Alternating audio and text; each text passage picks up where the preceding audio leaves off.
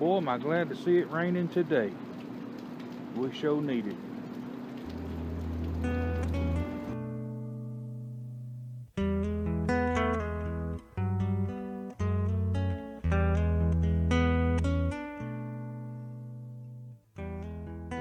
Hey, good afternoon, More Medic One. Today we've got a John Deere rider on the bench with the FS600V Kawasaki engine. I've diagnosed it to be the fuel pump, and let me show you how I did that. It's very important whenever you are diagnosing these impulse style fuel pumps, the inlet pipe or hose that goes from the fuel tank to the pump. You want to make sure that you test from here all the way back to the pickup in the gas tank, and you want to make sure that the fuel filter is new, or definitely not clogged up, because if you have a restriction in this line, of course the pump's not going to work. But as you can tell, I'm going to put me a Coke bottle right here. Let's go ahead and spin it over, see if we have any fuel flow.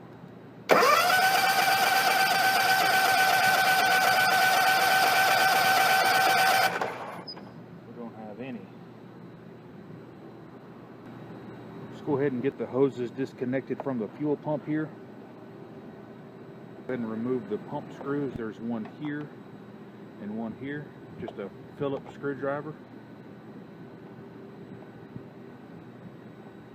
I'm going to be replacing this Mikuni fuel pump with the metal Mikuni fuel pump. They have just about the same amount of pressure and volume. So we're good to go there.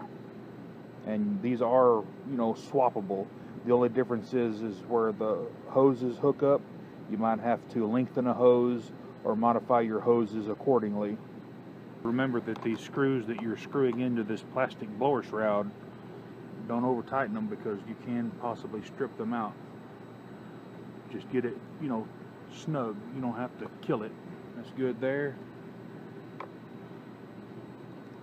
And that's good there. If you didn't pay attention to the way the hoses came off, you can always remember that the outside cover is your diaphragm cover. Your diaphragm is behind here, so your pulse line from your engine vacuum and pressure line will go to here. And this will be, normally we'll have an arrow, but this one doesn't have one, in, and it goes through the pump and then out. So this will go to your carburetor, this will go to your fuel tank, and this will go to the pulse line of the engine. Got the fuel pump installed. I've got me a test hose run from the fuel pump to a plastic catch container. We're going to spin this motor over to see how much flow we have. I'm not too concerned about the PSI of the pump, because it's so nominal. It's like a half PSI, maybe to 2 maximum, depending on the engine. Since this is a 2-cylinder engine, you're going to have 2 pulses per revolution, boom, boom, boom, boom. Instead of a single-cylinder engine, it's going to have one big pulse. So let's get it turned over and see what kind of flow we get.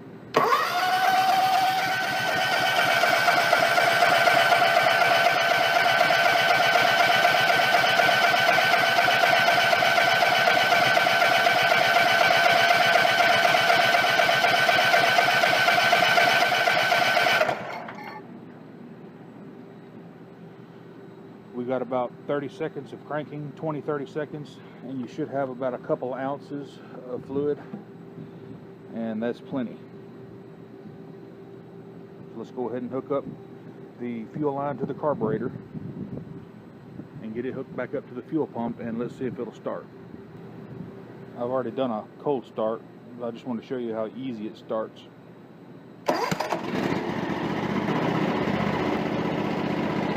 If you have any questions on how to retrofit the metal Mikuni fuel pump from the plastic one, let me know. More Medic One. Y'all have a great day.